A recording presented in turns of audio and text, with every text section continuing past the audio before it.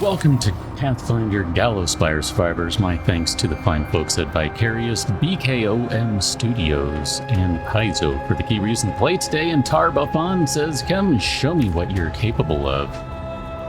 So, Gallowspire Survivors here is I guess a reverse bullet hell or a bullet hell heaven. I don't know. I mean, it's kind of a thing that has more or less been popularized by Vampire Survivors and many other very good games that are similar in style. And of course, Vampire Survivors is not necessarily the first, just the one that made it really popular. You don't need to tell me it was based on another game. I'm well aware of that. We can move along. So this is a game that is set in the Pathfinder world, which, if you don't know Pathfinder, we're definitely taking Fireball right now. Pathfinder is a tabletop role-playing game. Think something along the lines of Dungeons & Dragons. Not the exact same, I know. You don't need to tell me, it's fine. I'm kidding about all that stuff anyway, but really, it is a tabletop RPG, pen and paper, dice, all that sort of stuff. So that's one of the things that makes this game a little interesting, is that you have, obviously, dice. There you go, we rolled a 16. We got everything up to the 16 item, Fireball, and an upgrade on Force Barrage, which is our wizard character's primary attack. Ooh, Chain Lightning. Yes, we're going to try Chain Lightning. I have played this game quite a few rounds at this point. I don't know, maybe not a ton, but I mean, I've definitely cleared some floors. I could have sworn I've cleared more than 11. Actually, that's kind of disturbing that that's all we've cleared at this point. But just the same, we're going to go with toughness. That's fine. I'm okay with that. Cat, what are you doing? Make up your mind. This game is set up differently than some of the others, which I kind of like, in that it's a little, you know what, we'll try the Flame Vortex. I'm okay with that one, it's fine. It's set up differently than some of the other games because you can see in the top right-hand corner there's an enemy slain. Little counter going up. We've slain 100, we're supposed to slay 400, and once we do that, we will have, quote, beaten the floor, we will have cleared the floor, and at that point, we're going to move on to the next floor where we're going to get some different enemies, some different scenarios, some different things happening. This game is also a little different than some of the other Bullet Heaven games out there in that you kind of, as far as I can tell, have infinite upgrades on your various skills, whether you're talking about your active or your passive ones. And that basically happens by way of just constantly opening these chests. I mean, on the one hand, there's a little bit of fatigue from opening the chests and being like, all you need to do is make the die roll a little faster for me and I'd be happy. But on the other hand, I mean, if you don't do that, you're not going to upgrade your attacks, you're not going to upgrade your defensive stuff. Or I guess, sometimes your defensive stuff is actually offensive stuff, but you know what I mean. So you definitely want to wander around, follow the indicator on the screen that's pointing you to the chests, and go and loot them. As far as I can tell, levels are randomly generated. I have not seen that there's a specific rhyme, reason, pattern, etc. to everything. So in that sense, there's a lot of replayability because you're not going to be like, oh man, I know this level, I don't like this one, I don't like the way it's laid out or anything like that. You're not going to run into that. Holy crap, we got 3 rares that just popped up. I'm going to go with Force Barrage because you can see if we take this one right now, we're going to increase our projectile count from 3 to 4. That's going to increase our overall damage since each one of those is doing about 15 damage per hit. So that's a pretty big increase. That's a 25% damage increase roughly for just that attack. Never mind anything else.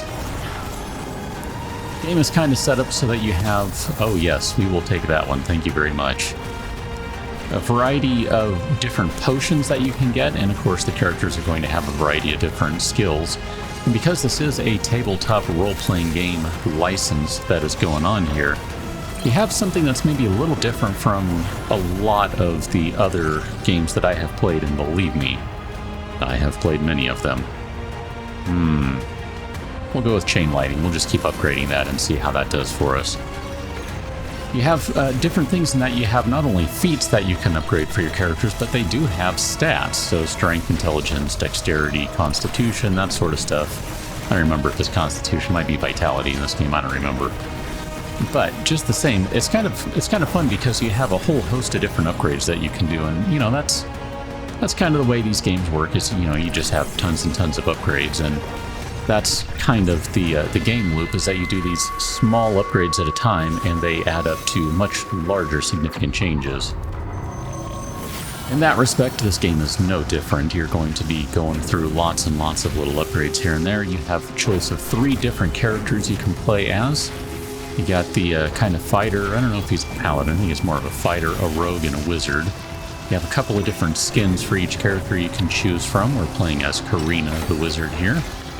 There's also a male wizard, if I remember correctly. Ooh, that was a crap roll right there. Yeah, thanks for the money. And nothing else. That could have been good, but it was hot garbage. It's alright. Of course, you can play mouse, keyboard, you can play controller. I prefer to play controller because I play these games mostly on my Steam Deck. I have not yet had the chance to try this one on Steam Deck, so I will do that soon, and my intention is to post a video of that, just so we can see how this game is playing on Steam Deck. We're going to go ahead and take the focus upgrade. That basically just means that every 5 seconds or so we build up a stack of focus that increases damage by 5%. And then I forget what the deal is. It's like once you get hit or something, you lose it, or once you move, you lose it. I don't know. Some of the feedback in this game is not great because I'm not sure what all of those icons are down there. Like, I mean, obviously a bunch of them are for our specific attacks that we're using. I get that. But some of them I'm not entirely sure of, and it's like, you know, I'd like to be able to see at a glance how many stacks of focus I have, or maybe at a glance, I don't know, I mean, maybe I'm just missing and it's one of those and it's very obvious to you and not me. Ugh, this level is garbage because of that. These guys are going to constantly keep popping up and they're going to shoot us with fireballs here, and I think you can kind of attack the fireballs. Our friend here, who we haven't even talked about, is running around with us. I think can kind of clear them, but I'm not 100% sure. Ugh, another garbage roll. That's fine. So let's go ahead and talk about that for a second. This game is very different than a lot of others in that you have 2 characters on the screen at any given time. And as far as I know, you're always going to have 2 on the screen at a time. That's just kind of the way it goes. And in that case, you get to choose between the 2 other classes that are available in the game. You pick whichever one between the 2 that you're not using. So if you wanted to have the rogue, you could have the rogue instead of the fighter, and, you know, obviously adjust that around depending on which class you are playing as. We haven't even talked yet about how you have an ultimate ability that you can use. It charges up. You can see it in the bottom left-hand corner. It's basically screaming, use the Y button, dummy, and then you can use it, but you don't really need to on these guys. I mean, there's really nothing to gain at this point. We're going to hold off until we get to the boss, because did I mention that there are bosses in the game? Yeah. That probably seems unlikely, but that is the case. Oh, goodness. Let's upgrade Flame Vortex. That's fine. I'm good with that. But yeah, there are going to be bosses, and the way this game plays out, it is, oh my gosh, a 1. Yeah, that was an achievement right there. That was my first 1. I've actually rolled a 20 already. That was my first 1. I'm not pleased about that one, but it is what it is. We've had some crap rolls so far. I mean, seriously, we're missing out on some upgrades here. At some point it'll balance out, obviously. It's just, you know, Ember's game. That's a pretty good one right there. I'll take it. Yeah, that's a good upgrade for Force Barrage. That's fine.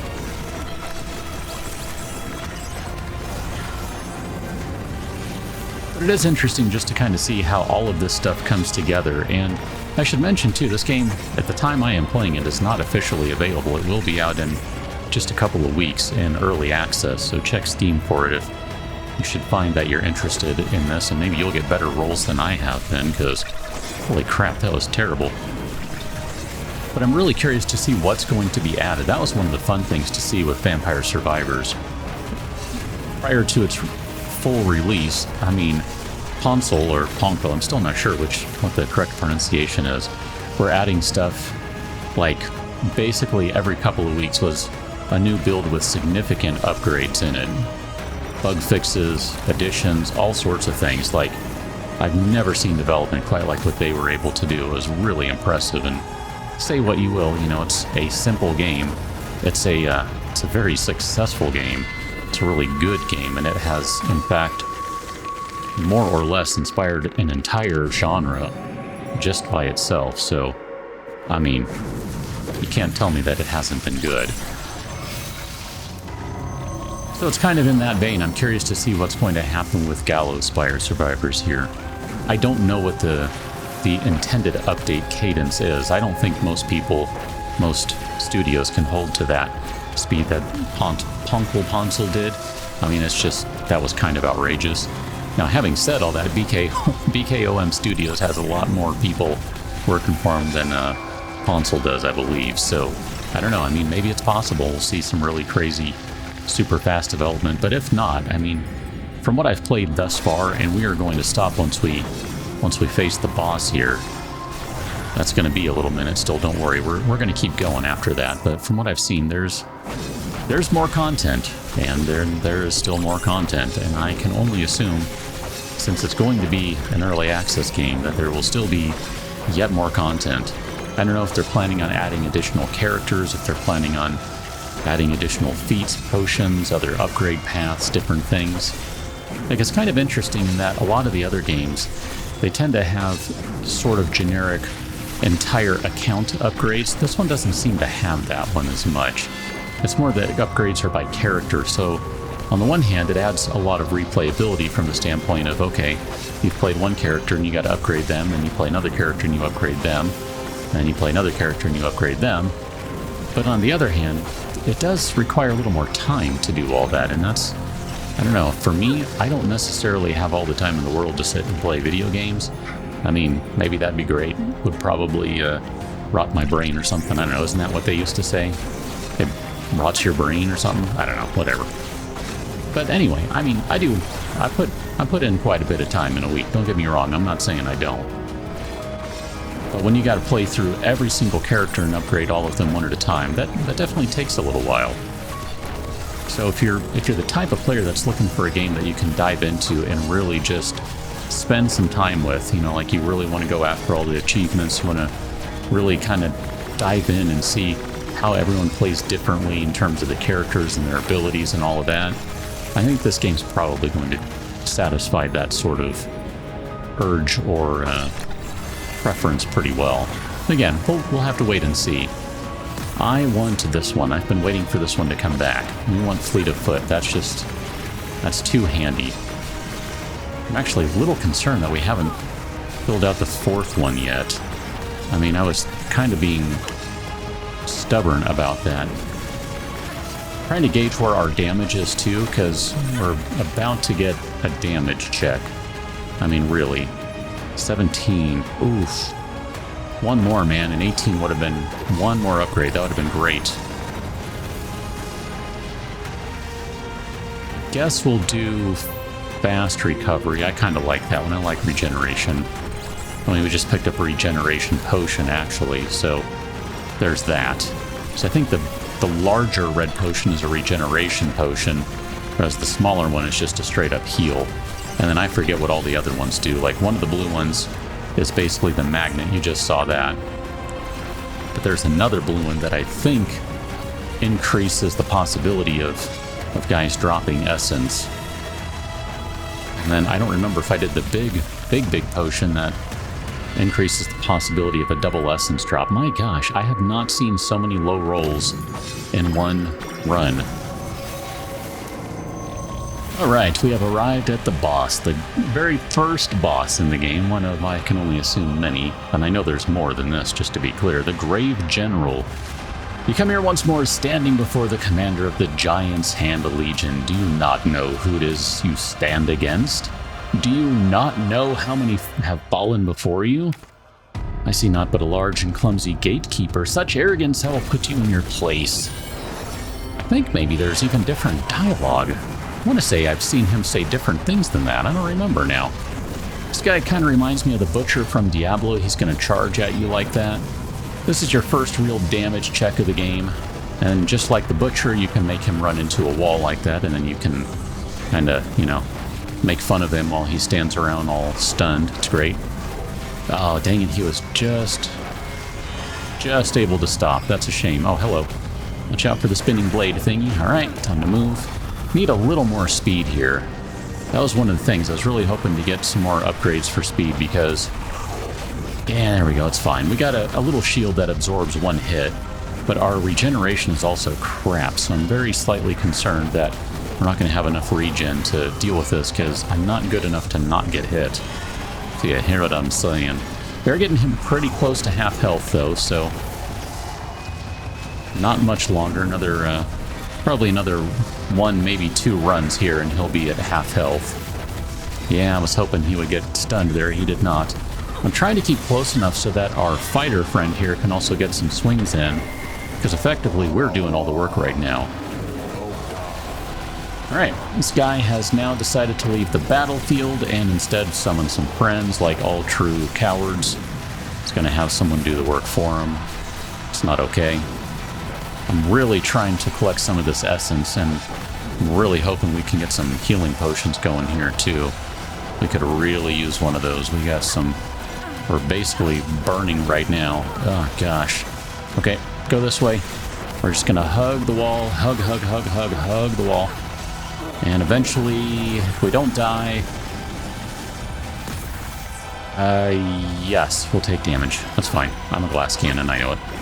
There we go. I was going to say, if we're able to hug the wall long enough and survive, we'll be able to basically earn us enough space that we can move around again. Now, you'll notice that the fighter is gone, and that's because the fighter's been knocked down. So what we need to do is get over crap to here and pick him up. So pick up our fighter friend here. She's back up. Okay, we're good. Let's go grab this healing potion right here. That's going to give us a little bit of regen. It's not going to be much. Oh, crap. And of course, walking on all these big old cracks, not a good thing. And then we run into the additional problem of we're too far away from this guy to hit him. It's kind of a problem. I want a little more speed. I'd be happy if we could get to 15%. So here's where the fun part comes in this fight. You really kind of need to let this guy run over to you, and then blast him while you can, and then get away again. We're going to stick with Fireball as our hope for our primary damage. Okay, he's going to the center. He's going to do his fracture thing again. And thankfully we do have a variety of potions around over here from killing a bunch of guys. I mean, we're okay on health again. Like, that's not a problem at this point. We're actually really good. I mean, not great, but pretty good. I'm basically watching any of the upgrades right now to see... Ugh, that's not going to be worth it. To see if we can get any additional major upgrades, like an additional projectile or anything like that would be good. An additional casting of the spell. Okay. It's almost down to a quarter. We are getting there. I gotta say, so far, I think I'm okay with this particular setup of spells. There's an Ice Storm spell that I'm really not a fan of. It's one of those that it's actually situational and can be really, really excellent. But I don't like the style of play that it invokes, I think. That's kind of my issue with it. Wow, we took a crap ton of damage there. I'm not sure where that happened. It's a bit of a... Okay, let's let that just dance around, and then we'll go grab this guy. Oh, was not fast enough on the turn there. I waited too long before trying to get away from this dude. Oh, that spinning blade thing is just brutal. We can basically tank one more hit right now, and that's it. That is all. Okay, let's go ahead and move. I mean, I'm really hoping that regen here will pick up. I mean, I know it's not going to go any faster. I'm just saying. I'm hoping we'll be able to run around long enough without getting hit that it'll do okay. Okay, here comes the fracture. Gonna have to wait. And then he's gonna come charging in again. And at this point, I just can't afford to get close to him. I mean, really can't. All right, our shield took a hit, so we are not able to absorb any free damage for the moment. I mean, we're going to get this guy, don't worry. He's going, probably going down. Here come the bubbles. Nope. All right. Here come the bubbles now? I don't know. We're just going to have to walk this guy. There he is. Okay, he's going to get over here, and then we're going to get some free hits on him. Oh, dang it. I was hoping that would have been enough. Oh, I should not have walked through. Hey, don't stand on that, dummy. You're going to get roasted again. Okay, this guy's going to go down. There you go. So as we go back to the main menu, just want to show you a little more of the game. And you can see here are your three characters. You have the fighter, the rogue, and the wizard. At the bottom there, you can choose between your different companion that you're going to have. And then our wizard here does have another point that we can spend on something. You can hit your help item here so you can figure out what you want to work on. I think maybe I'm going to go with charisma for now. I kind of like the idea of having a bunch of larger effects for things. And then here's your talents. We've got a whole host of things. The first three here, everyone gets these, and then I think maybe these start to get a little more specific. So cold mastery, electricity mastery, fire mastery, quickened casting, that's going to require level 4, so character right now is only level 2, so you can see that's going to be a little while. Spell penetration, that'd be a good one. Telekinesis, yes, I'm all about that one. Let's in fact do that one right now. And then force mastery, contingency, Archwizard's Might. There's all sorts of stuff in here. And here are all of your potions. Again, you can see there are going to be 3 different kinds of potions for each color. Generally, you're going to get healing, speed, kind of defense. I guess you can say damage. I mean, I wasn't necessarily thinking of it in that way, but I guess that makes sense. And then a kind of utility one for each one. Then you have a bunch of different quests that come up. You can re-roll them, of course, if you don't want to try to have to clear all of them. But, I mean, honestly, I'm kind of fine with all of these. So, basically, the game gives you a little something to do every time you're playing. You have your choice of upgrade paths, characters. They have their own upgrades, their own stats and talents. And basically, even though this game is not even available yet, and will be soon, there's already a lot to do. I can only imagine what will be added as the development continues on. More from this game as I get a chance to do some more videos. Catch you in the next one. Till then, thanks for watching. See you later.